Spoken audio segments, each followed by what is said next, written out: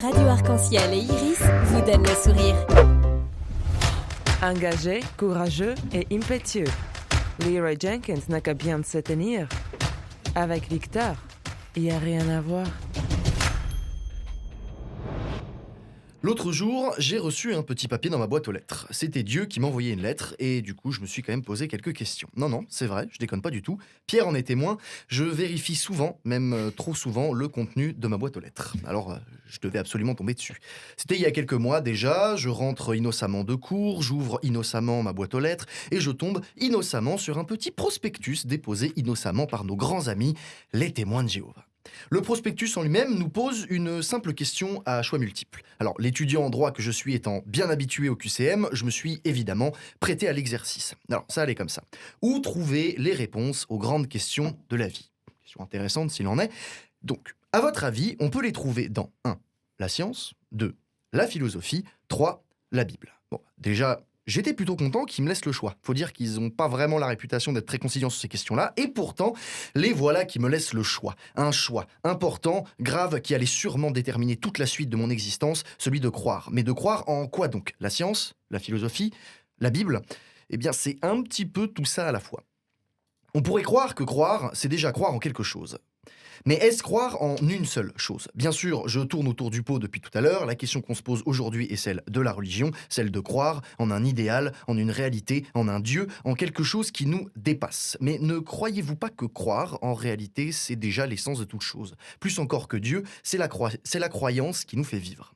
Prenons la science, d'abord. De manière grossière, si l'on peut résumer ainsi, un scientifique, c'est comme saint Thomas. Il ne croit que ce qu'il voit.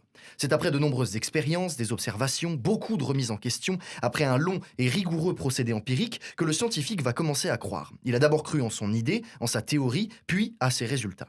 Mais un scientifique ne croit qu'à moitié, car le procédé scientifique que l'on connaît aujourd'hui est que toute théorie qui n'a pas été démontrée comme fausse est vraie. Le scientifique s'attelle donc à ne pas croire, ou peut-être à croire qu'il pense faux. C'est compliqué. Le philosophe, maintenant. Cas non moins intéressant, mais un petit peu plus tordu. Dans notre société, qui aujourd'hui est l'héritière de l'idée des philosophes des Lumières, s'attarde à écouter la raison, plutôt qu'en une croyance qui la surpasse. On cherche des réponses, mais des réponses à quoi ? Eh bien, vous l'aurez compris très vite, on cherche des réponses aux grandes questions de la vie. Mais plutôt que de considérer que Dieu ou la Bible nous les donne, ces réponses, le philosophe, lui, aime le fait qu'il ne les trouve pas.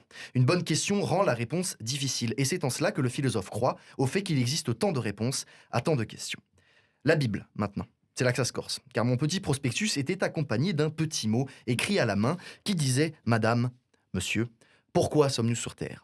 Quel est le but de la vie ? Pourquoi y a-t-il autant d'injustices ? Ces questions, on se les pose souvent, mais où peut-on trouver les réponses ? Eh bien, je vous invite à découvrir le site jw.org, basé sur la Bible. Les réponses sont simples et logiques. Ah, vraiment ? Moi qui croyais que j'avais le choix. En fait, c'était complètement bidon. Bien sûr que la réponse, c'était la Bible. Voilà, me voilà comme face à mes études.